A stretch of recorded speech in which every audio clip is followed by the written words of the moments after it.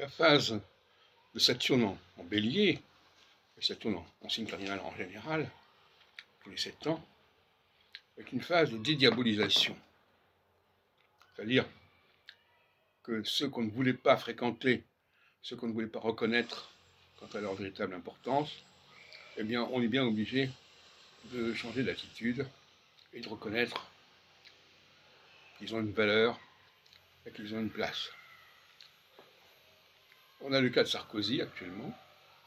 On a aussi le cas du Rassemblement national, qui est carrément cette fois-ci dédiabolisé. Au bout de 3 ans et demi de rejet, n'oublions pas que le Front républicain qui s'est constitué en 2024 n'avait comme légitimité que le rejet radical du Rassemblement national, sa diabolisation. Et donc, en 26, puisque nous arrivons à 26, eh bien, le processus s'inverse. Il faut bien comprendre quand même que ça ne vise pas une formation particulière.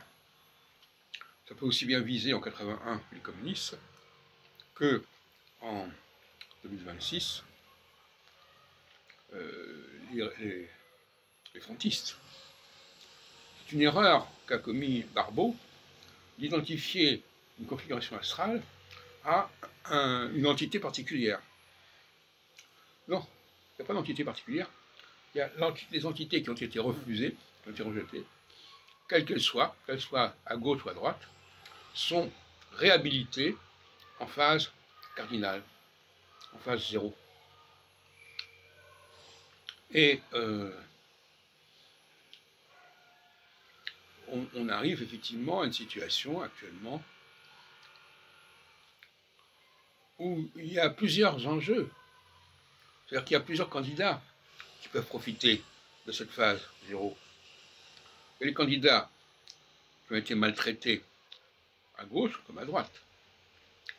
Et il y a une réhabilitation, notamment du Rassemblement national, mais aussi du Parti socialiste, qui lui-même a été maltraité par le reste de la gauche. Donc ça peut s'inverser, il faut analyser la situation, le contexte. Ce n'est pas lié à un parti particulier, c'est lié à une histoire, à une diachronie. Qu'est-ce qui s'est passé avant? Qu'est-ce qui a été rejeté? Qu'est-ce qui a été diabolisé? C'est ça qui va être dédiabolisé. Ce n'est pas un parti spécialement. En 81, l'entrée des communistes au gouvernement, dans un premier temps en tout cas, c'était lié à l'arrivée de Saturne en signe cardinal.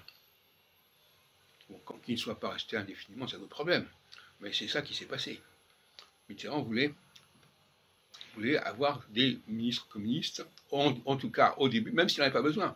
Il avait une majorité qui lui permettait de ne pas en faire appel à eux. Mais il l'a fait parce qu'il voulait marquer le coup.